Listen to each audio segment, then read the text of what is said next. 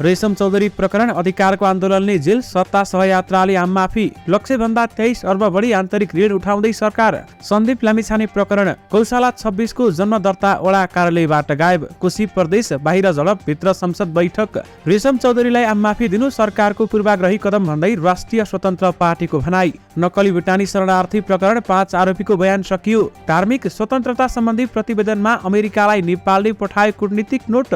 कुशीमा एमाले नेताले भने नामाकरणका विषयमा ढुङ्गा हानिहाल्नुपर्ने थिएन। गणतन्त्र दिवसमा रेशम चौधरीको कैद माफी, रेशम चौधरीको कैद माफी स्वीकार्य हुन्न भन्दै नेकपा एमालेको भनाई। 2 करोड पर्ने रक्तचन्दन तेलको अवैध कारोबार गरेको आरोपमा 8 जना पक्राउ। परिचय पत्र देखाएर कलाकारलाई सिंहदरबार र विमानस्थलमा प्रवेश गर्न दिन माग। भारत भ्रमणमा यी परियोजनामा ब्रेक थ्रु हुने प्रधानमन्त्री प्रचण्डको दावी। विश्वकप छनौटका लागि नेपाली राष्ट्रिय टिम घोषणा। नागरिकता विधेयक प्रमाणीकरण गर्ने राष्ट्रपतिलाई सिफारिस गरिनु आपत्तिजनक भन्दै रघुजी पन्तको भनाई। रेशम चौधरीलाई माफी दिएर सरकारले अन्याय गर्यो भन्दै पीडित बोहराले भने राष्ट्रपति पौडेलले गरे रेशम चौधरी सहित 482 जनाको कैद सजाय माफी। रेशम चौधरीलाई सजाय माफी दिने मन्त्री परिषदको निर्णय विरुद्ध सर्वोच्चमा रिट। कोशी प्रदेशसभा बैठक अपडेट, आन्दोलनकारीसँग वार्ता गर्न सांसदहरूको माग। कोशी प्रदेश नामाकरण विवाद, तनावग्रस्त विराटनगर। आर्थिक सर्वेक्षणमा कस्ता छन् उद्योग क्षेत्रका परिसूचक, यसबारे पुरै जानकारी। 19 वटा सार्वजनिक संस्थान घाटामा निजीकरण गरिने अर्थमन्त्रीको उद्घोष। ढाका कुमार विरुद्ध राष्ट्रिय स्वतन्त्र पार्टीका प्रवक्ता मुकुल ढकालले हाले मानहानि मुद्दा। राष्ट्रिय स्वतन्त्र पार्टीको ठहर, रेशम चौधरीलाई छुटाउन सरकार योजनाबद्ध रूपमा लाग्यो, पीडितलाई अन्याय भयो। टोप बहादुर बुढा सहित 19 कैदीलाई राष्ट्रपतिको आम माफी, अरु 482 कैदीको सजाय मिनाहा। 10 महिनामा स्वास्थ्य मन्त्रालयले गर्यो मात्र 38% बजेट खर्च। समग्र जनता र देशलाई केन्द्रित गरेर बजेट आउँछ भन्दै अर्थमन्त्री महतको भनाई। दर्शक महानुभावहरू नमस्कार। स्मार्ट खबरको न्युज अपडेटमा यहाँहरूलाई हार्दिक स्वागत छ। म आर्यन न्युपानी। आज मिति विक्रमसम्म 2080 साल जेठ 15 गते सोमबार, इस्वीसम्म 2023 मे 29 तारिक। आज गणतन्त्र दिवस रहेको छ। स्मार्ट खबरको तर्फबाट तपाईहरुलाई गणतन्त्र दिवसको हार्दिक मंगलमय शुभकामना। सदाका दिन जस्तै आज पनि देश दुनियाँका ताजा अनि महत्त्वपूर्ण खबर अपडेट सहित तपाईमाझ उपस्थित भएका छौं। प्रस्तुत गरेको समाचार मन परेको छ भने कृपया यो भिडियोमा एउटा लाइक अवश्य गरिदिनु होला। पलपलको न्युज अपडेटका लागि हाम्रो YouTube च्यानललाई सब्स्क्राइब गर्नुहोस् अनि नजिकै आउने बेल आइकनलाई क्लिक गर्नु होला। कहाँबाट हेर्दै हुनुहुन्छ अनि के कस्तो लाग्दैछ आफ्ना कुराहरू तलको कमेन्ट बक्समा कमेन्ट गर्नुहोला। आउनुहोस् दर्शक महानुभावहरू, आजका मुख्य समाचार सुरु गरौं। रेशम चौधरीलाई आम माफी दिएको प्रसंगबाट। राष्ट्रपति रामचन्द्र पौडेलले जन्मकैदको सजाय काटिरहेका रेशम चौधरीको कैद सजाय माफी दिएका छन्। मन्त्री परिषदको सिफारिसमा रेशम चौधरी सहित 19 जनाको कैद सजाय माफी भएको राष्ट्रपति कार्यालयले जनाएको छ। मन्त्री परिषदको आइतबार बसेको बैठकले रेशमको कैद माफीका लागि सिफारिस गर्ने निर्णय गरेको थियो। यस्तै 7 जना ज्येष्ठ नागरिक सहित 482 जनाको बाँकी कैद सजाय माफी भएको छ। संविधानको धारा 276 फौजदारी कसुर सजाय निर्धारण तथा कार्यान्वयन ऐनको दफा 37 तथा ज्येष्ठ नागरिक ऐनको दफा 12 बमोजिम उनीहरूको बाँकी कैद सजाय माफी भएको हो। दफा 37 मा 50% कैद भुक्तान गरेर चालचलनमा सुधार आएका कैदीको सजाय माफी दिन सक्ने व्यवस्था रहेको छ। रेशम चौधरी 2072 साल भदौमा कैलालीको टिकापुरमा थरुवट आन्दोलनका क्रममा 7 जना सुरक्षाकर्मी र 1 जना नाबालक सहित 8 जनाको मृत्यु भएको घटनामा जिल्ला अदालत, उच्च अदालत र सर्वोच्च अदालतबाट दोषी ठहर भएका थिए। उनलाई तिनै तहको अदालतले जन्मकैदको सजाय हुने फैसला सुनाएको थियो। यद्यपि गणतन्त्र दिवसमा रेशम चौधरीको कैद माफी गरिएको छ। राष्ट्रिय स्वतन्त्र पार्टी रासोपाले रेशम चौधरीलाई सरकारले नै योजनाबद्ध रूपमा कैद मुक्त गरेको बताइएको छ। मन्त्री परिषदको सिफारिसमा राष्ट्रपतिले गणतन्त्र दिवसको अवसरमा रेशमको सजाय माफी दिएका छन्। राष्ट्रिय स्वतन्त्र पार्टीका प्रवक्ता मुकुल ढकालले विज्ञप्ति जारी गर्दै सरकारको कदम पूर्वाग्रही भएको बताएका छन्। उनले भनेका छन्, यो आम माफीको शर्त विपरीत मात्र नभई पीडितको सन्दर्भमा अन्यायपूर्ण रहेको राष्ट्रिय स्वतन्त्र पार्टीको ठहर छ।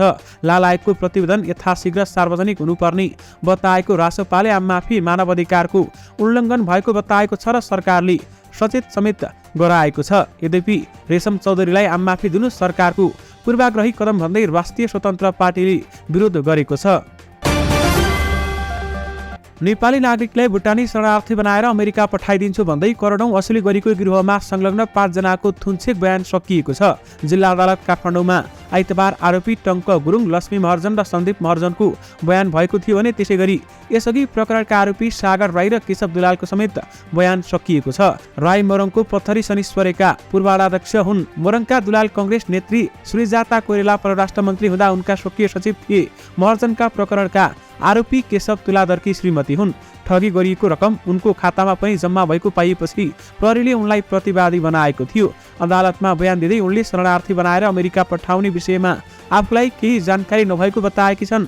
एकजना कानुन व्यवसायीका अनुसार पूर्व गृहमन्त्री रामबहादुर थापा बादलका तत्कालीन सुरक्षा सल्लाहकार इन्द्रजित राईको समेत बयान लिने तयारी गरिएको छ। तर न्यायाधीश प्रेम प्रसाद नेउपानेको इजाला सामु उभिएर उनले आफूलाई बिसन्चो भएको बताउँदै उनले बयान दिन मानेनन्। सुरुमा ब्रेक समयपछि बयान दिने बताएका उनले त्यसपछि पनि बिरामी भएको भनेपछि मंगलबारलाई उनको बयान सरेको छ। यद्यपि नक्कली भुटानी शरणार्थी प्रकरणका 5 जना आरोपीको बयान सकिएको छ। क्रिकेटर सन्दीप लामिछाने आरोपित रहेको बालिका बलात्कार घटनाकी पीडित नाम परिवर्तित गौशाला 26 को जन्म दर्ता अभिलेख वडा कार्यालयबाट गायब भएको छ।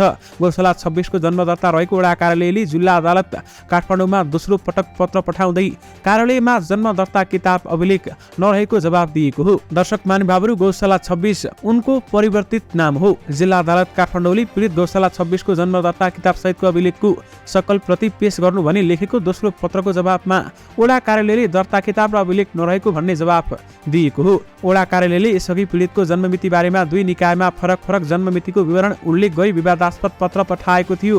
अदालतले नमागेको अवस्थामा पनि बसाई सराईको दर्ता किताब पठाएको वडा कार्यालयले अदालतले मागेको जन्म दर्ताको अभिलेख मात्रै होइन, त्यस सम्बन्धी कुनै पनि कागजात भने पठाएको छैन। वडा कार्यालयले गत वर्ष 14 असार 2079 मा जिल्ला प्रशासन कार्यालय गौशाला 26 को नागरिकता प्रमाणपत्र सिफारिस गरिदिएको थियो। त्यति बेलामा उनले 18 जेठ 2062 जन्ममिति उल्लेख गरेर सिफारिस पठाएको थियो।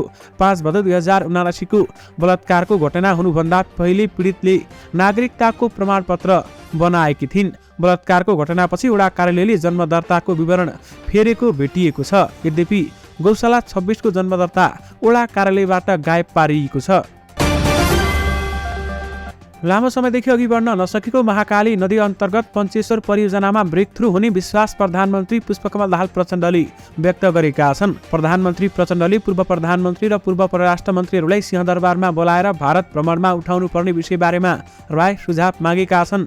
आफ्नो भारत भ्रमण बारेमा बताउने क्रममा प्रधानमन्त्रीले पञ्चेश्वर लगायत परियोजनामा ब्रेकथ्रु हुने विश्वास व्यक्त गरेको नेकपा एमालेका उपमहासचिव प्रदीप गेवालीले जानकारी दिनुभएको छ। त्यसमध्ये दुधराज चाँदैनी एमाले अध्यक्ष केपी ओली प्रधानमन्त्री भएकै बेलामा अन्तिम चरणमा पुगिसकेको पनि उनले बताए। यसबाहेक भारतले यसअघि नै दिने भनेको र बीचमै अलपत्र परेको हवाई रुटको विषयमा पनि समझदारी जुट्न सक्ने प्रधानमन्त्रीको विश्वास रहेको गेवालीले बताउनु भएको छ। यद्यपि एमालेले 6-7 वटा विषयमा केन्द्रित रहन प्रधानमन्त्रीलाई सुझाव दिएको गेवालीले बताएका छन्। जिम्बाब्वेमा आगामी महिना हुने आइसिसी क्रिकेट विश्वकप छनौट प्रतियोगिताको लागि नेपाली टिम घोषणा गरिएको छ। प्रतियोगिताका लागि 16 सदस्यीय नेपाली टिम घोषणा गरिएको हो। यसपटकको टिममा किशोर महतो र अर्जुन साउथ थप हुँदा अरू खेलाडी पुरानै रहेका छन्। नेपाली टिममा कुशल भुर्तेल, आसिफ शेख, ज्ञानेन्द्र मल्ल, रोहित पौडेल, कप्तान कुशल मल्ल, आरिफ शेख, दिपेन्द्र सिंह ऐरी, गुलसन झा, सोमपाल कामी, करण केसी, सन्दीप लामिछाने, भीम सार्की, ललित राजवंशी, प्रतीश जीसी, अर्जुन साउथ, किशोर महतो रहेका छन्। 10 टिमले भाग लिने प्रतियोगितामा नेपाल एमा छ। समूहमा नेपाल सहित 2 पटकको विश्व विजेता वेस्ट इन्डिज, आयोजक जिम्बाब्वे, नेदरल्यान्ड्स र अमेरिका रहेका छन्। यद्यपि विश्वकप छनौटका लागि नेपाली राष्ट्रिय टिम घोषणा गरिएको छ। 8 वर्ष अघि भएको टिकापुर घटनामा पीडित शारदा कडायत बोहराले रेशम चौधरीलाई सजाय माफी दिने मन्त्री परिषदको निर्णयले न्यायको हत्या गरेको बताएकी छन्। उनले विज्ञप्ति जारी गर्दै भनेकी छन्, आज गणतन्त्र दिवसका पूर्व सन्ध्यामा 2072 भदौ 7 को कालो दिनका नाइकेर अदालतले दोषी करार गरेका अपराधीलाई माफी मिल्नका लागि मन्त्री परिषदबाट भएको सिफारिसले देशको न्यायको हत्या कुरालाई पुष्टि गरेको छ। उनले सांसदहरूलाई कानुनको व्याख्या सोधेकी छन्। माननीय सांसदज्यू, तपाईहरूको गरिमामय संसदबाट निर्माण गरेको मुलुकी फौजदारी कार्यविधि संहिता 2074 को दफा 4 को व्याख्या यही हो। उनको प्रश्न छ, कानुनमा स्पष्ट लेखिएको विषय पनि आज राज्य सञ्चालन गर्ने महत्त्वपूर्ण कार्यकारी ओहदामा रहनेले कुल्चिँदा संसदको अपमान भएको महसुस भएको छैन। मुलुकी फौजदारी कार्यविधि संहिता 2074 को दफा 4 क्रूर तथा अमानवीय तरिकाले वा नियन्त्रणमा लिई ज्यान मारेको मुद्दाका कसुरदारलाई सजाय माफी गर्ने, मुलतवीमा राख्ने, परिवर्तन गर्ने वा कम कारबाही गर्न सकिने भनेको छैन। बोहराले लोकतान्त्रिक शासन आफू जस्ता पीडितको लागि हुने कि नहुने भन्ने प्रश्न पनि गरेकी छन्। यद्यपि रेशम चौधरीलाई माफी दिएर सरकारले अन्याय गर्यो भन्दै पीडित बोहराको भनाइ रहेको छ। कोशी प्रदेश सभाको बजेट अधिवेशन सुरु भइसकेको छ। पहिचानवादीहरूको आन्दोलनका बीच सुरु सांसद अधिवेशनमा आन्दोलनकारीसँग वार्ता गर्न सांसदहरूले माग गरेका छन्। नेपाली कांग्रेस, नेकपा माओवादी केन्द्र, नेकपा एकीकृत समाजवादीका सांसदहरूले सुन्ने समयमा बोल्ने क्रममा आन्दोलनलाई व्यवस्था नगर्न सरकारको ध्यानाकर्षण गराएका हुन्। हामी बैठकमा बाहिरिँदा बाहिर अश्रु ग्यास र पानीका फोहरा हानिएको छ। कांग्रेस सांसद शमशेर राईले भने सरकारले यसैगरी व्यवस्था गर्ने हो भने आन्दोलन सडकमा मात्र होइन सदनमा पनि हुनेछ। सरकारले तत्काल वार्ता गरेर समाधान खोज्नुपर्ने उनको भनाइ थियो। नेकपा एकीकृत समाजवादीका सांसद कमल प्रसाद जबेगुले आफूहरू जेलमा बसे जस्तो भएको भन्दै समस्याको समाधान गर्न सरकारसँग माग गरेका छन्। यद्यपि आन्दोलनकारीसँग वार्ता गर्न सांसदहरूले कोशी प्रदेशसभा बैठकमा माग गरेका छन्। राष्ट्रिय स्वतन्त्र पार्टी रासपाका महामन्त्री मुकुल ढकालले आफ्ना पार्टीका पूर्व सांसद ढाका कुमार श्रेष्ठ विरुद्ध मानहानि मुद्दा दर्ता गराएका छन्। आइतबार ढकालले श्रेष्ठ विरुद्ध मानहानि मुद्दा दर्ता गराएको रासपाका कानुनी सल्लाहकार यज्ञमणि न्युपानीले बताउनुभयो। समानुपातिक सांसद बनाउन आफूबाट महामन्त्री ढकाल र उपसभापति डोल प्रसाद अर्यालले 2 करोड 76 लाख पैसा लिएको आरोप लगाएका थिए। सोही रकमको बिगो दावी गरेर मुद्दा दर्ता गराएको न्युपानीले बताएका छन्। यद्यपि पूर्व सांसद ढाका कुमार श्रेष्ठ विरुद्ध मुकुल ढकालले मानहानिको मुद्दा हालेका छन्।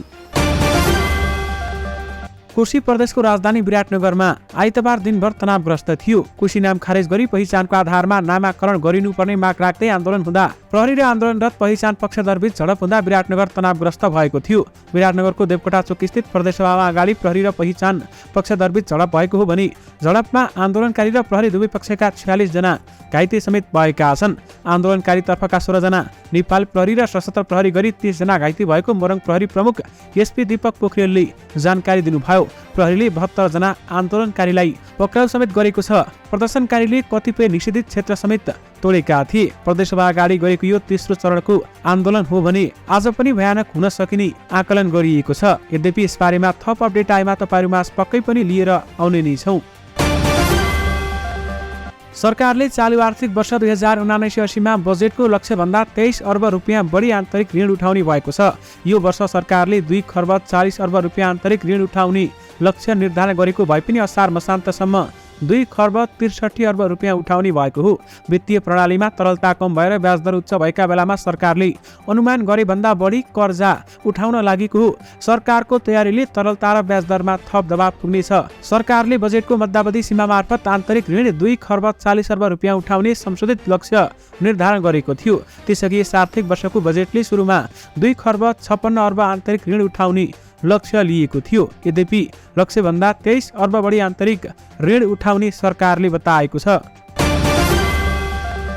सरकारले अमेरिकाले सार्वजनिक गरेको धार्मिक स्वतन्त्रता सम्बन्धी प्रतिवेदनमा नेपाल बारेमा उल्लेख भएका विषयप्रति असहमति जनाउँदै अमेरिकालाई कूटनीतिक नोट पठाएको छ। परराष्ट्र मन्त्रालयकी प्रवक्ता शिवा लम्सालका अनुसार काठमाडौँ स्थित अमेरिकी दूतावास मार्फत अमेरिकालाई यस विषयमा कूटनीतिक नोट पठाइएको हो। विषयवस्तु उठेपछि हामीले कूटनीतिक नोट पठाइसकेका छौं, तर अहिलेसम्म कुनै पनि जवाब पनि आएको छैन। भर्खरै पठाएको हुँदा जवाब आउन समय लाग्न सक्छ।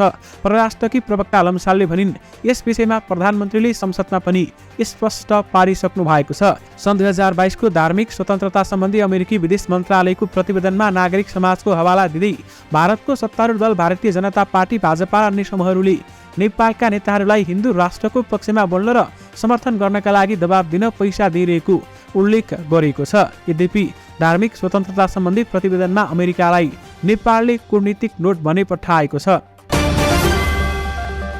नेकपा एमाले कोशी प्रदेश संसदीय दलका उपनेता राम राणाले नामाकरणको विरोधमा ढुङ्गामुढा गर्नुपर्ने अवस्था नरहेको बताएका छन्। प्रदेशसभाको बैठकमा बोल्दै उनले जनमतबाट गर्न सकिने निर्णयका आधारमा विषयमा अथवा ढुङ्गामुढा गर्न आवश्यक नरहेको बताएका हुन्। नामको विरोधमा प्रदेशसभा बाहिर पहिचान पक्षधर र प्रहरीबीच झडप भइरहँदा प्रदेशसभा बैठकमा भने नेताहरूले यी विषयमा धारणा राखिरहेका थिए। यद्यपि कोशीमा एमाले नेताले नामाकरणका विषयमा ढुङ्गा हानिहाल्नुपर्ने थिएन भन्दै बताएका छन्।